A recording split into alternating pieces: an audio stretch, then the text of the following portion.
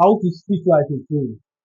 Now, one of the reasons you should listen to me is because, unlike anybody on the internet, I give you very unique solutions to life applicable problems. So my solutions are not regurgitated. My solutions are not something I distill from the internet, laced with all shades of personal anecdotes, shoved to you, the public. No, you're not going to hear the generic journal and all of these concepts you're already familiar with. You're about to learn something new. So listen very carefully. The majority of you, this is literally the remaining thing you need to learn in order to move to the next level of your life. Because as trivial as this sounds, communication is one of the most crucial aspects of your destiny.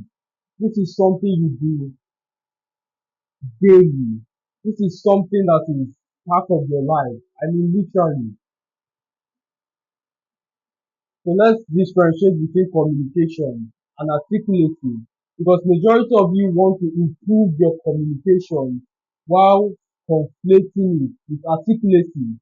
So articulacy is basically rhetoric, eloquence, how you speak, your ability to marshalize words in order to convince the listener to do your bidding. Now, whether it's used for a negative or a positive, or whether it's channeled through a negative or positive route, is a different discourse in and of itself. But articulating is what you should learn. While communication is your day-to-day interaction, your daily speaking. So you should seek to be articulate. You should seek to improve your articulacy more than your communication. Articulacy fits into your communication. Unfortunately, life is sales. You're selling your family on your idea. You're selling the lady on why she should be with you and not the other guy. If you lack the ability to concisely explain a point, to concisely explain a position such that to convince the listener in today's day and age of technology, you will be grossly limited. Take the scenario between Steve Jobs and Wozniak. Wozniak was the chief engineer at Apple. He was the person who designed the Apple One computer. He was the person, the brains behind Apple. But the reason his name will forever be lost in history is because he focused more on his engineering skills more than his articulacy. So from the biography written by Walter Isaacson, he said Walls wanted no role in leadership, although being the co-founder. So he was a shy, timid guy, an engineer who wanted to hide.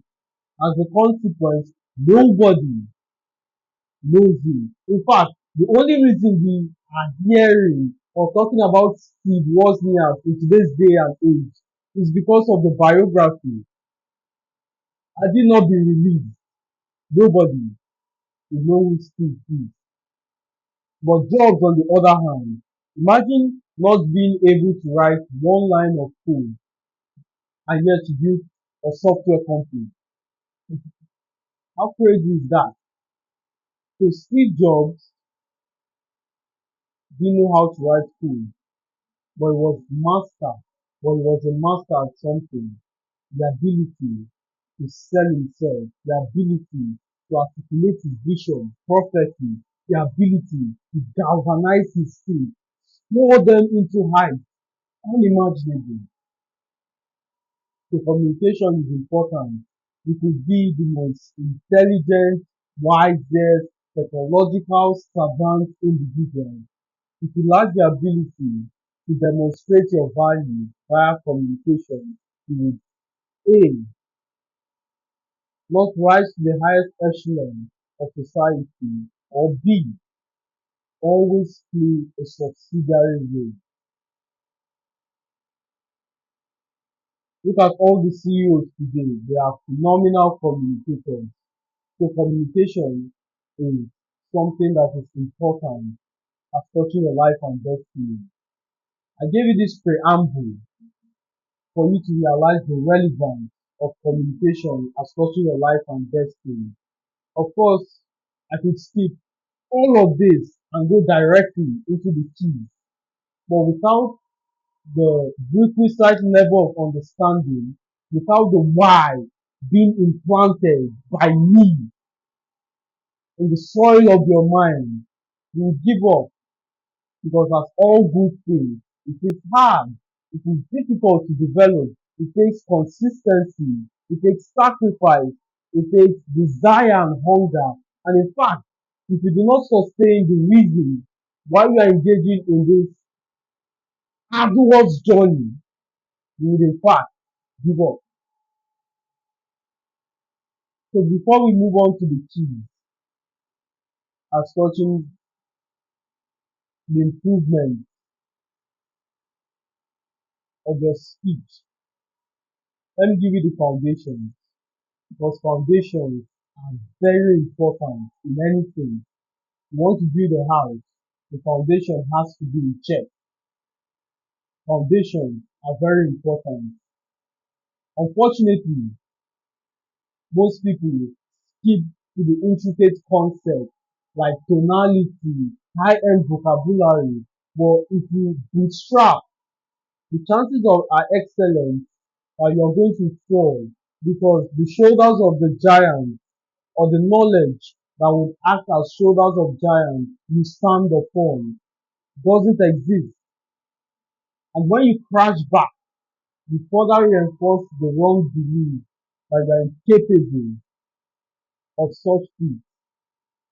If that's your belief, make reference to my video, The Power of Yes. There I share very interesting concepts, how those three simple words can spur you to achievements unimaginable. The foundations are very important. Kind of like a guy who wants to lose weight.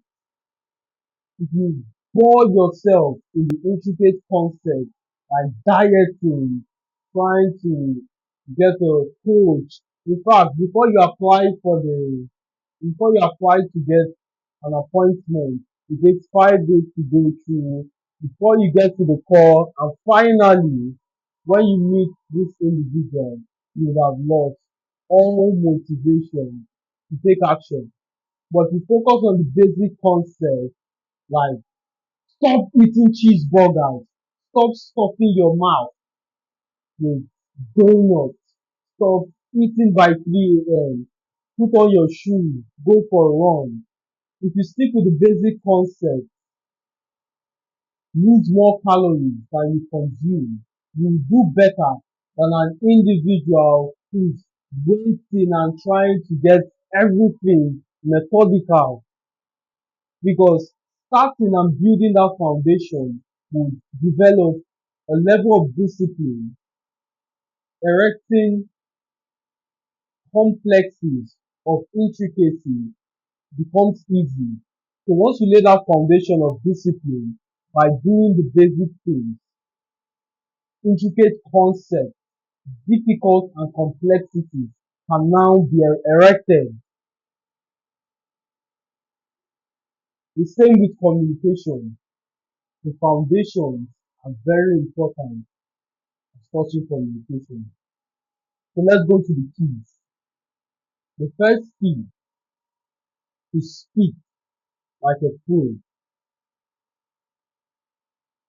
Eradicate eradicate filler words.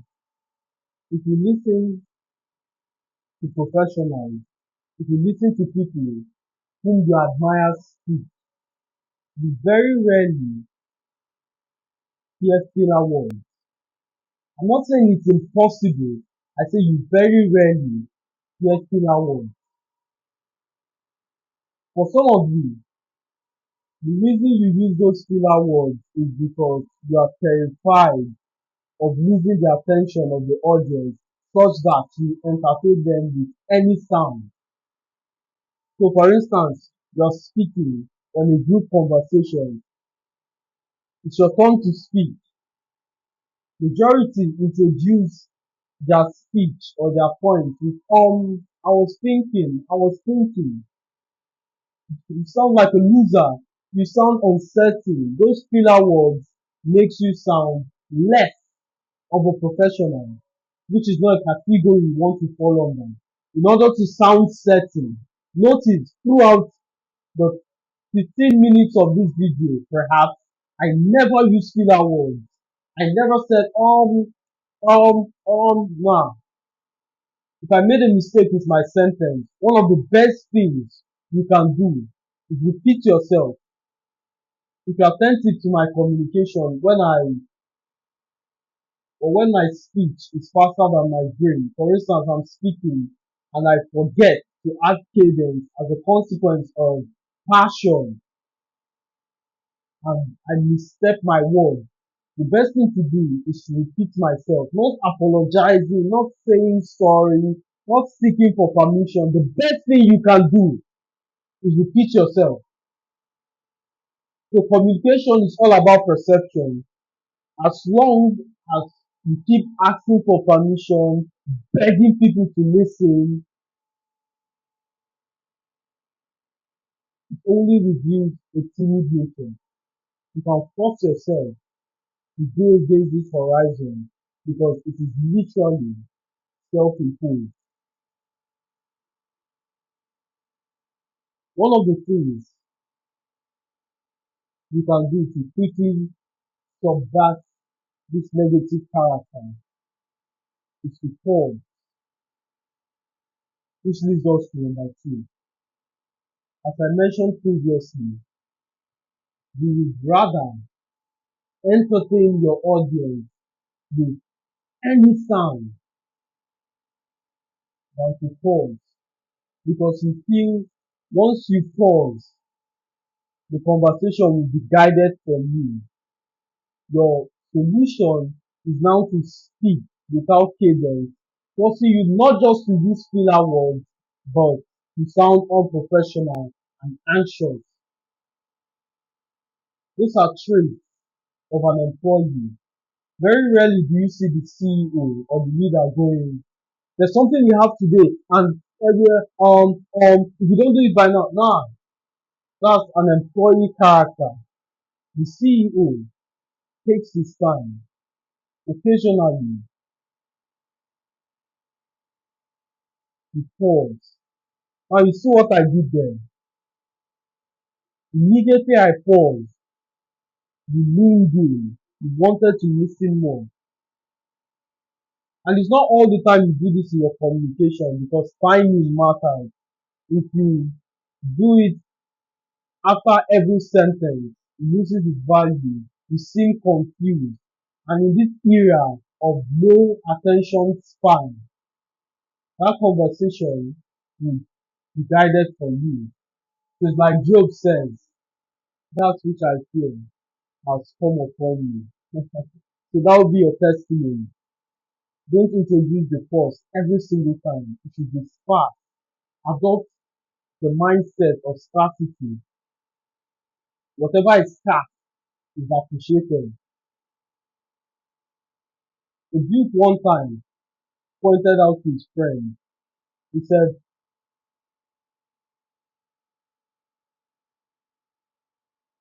I'm going to go away like a wild goose. What do you mean by that? He said, the wild goose wanders away and it is seen as pride. Conversely, the chicken is gets up early in the morning to keep the time. That shows diligence. Its talons used to scratch for food connote strength. His tendency to invite others whenever food is found shows benevolence. Although he has all of these virtues, it is constantly killed in order to fill our plate. But the goose, in fact, devoid of all of these virtues, is seen as pride. Why is that the case? Because of scarcity. The goose travels thousands of miles a day, whereas the chicken is ubiquitous. So your pulse needs to be like that of the wild goose. Occasionally, introduce the pulse. If you are about to say something interesting, introduce the pulse, which leads us to number two, writing, journaling. Journaling helps straighten out your speech. It highlights the different grammatical errors in your speech because how you write is how you speak. In fact, once you read those sentences, it's your voice that echoes back. So how you write determines how you speak. Once you put your thoughts on paper, you can see literally the various errors to correct. By now you would ask the question, what kind of book do I journal in? Unfortunately, I've not been consistent with pen and paper. Your iPhone recently launched this cool app called the journaling app. Have I been consistent? Perhaps not. But it's very helpful. Write, read what you read. Look for various ways to improve and you'll be fine. For the sake of time, we end it here. And as always, my friend, it's a pleasure speaking to you and sending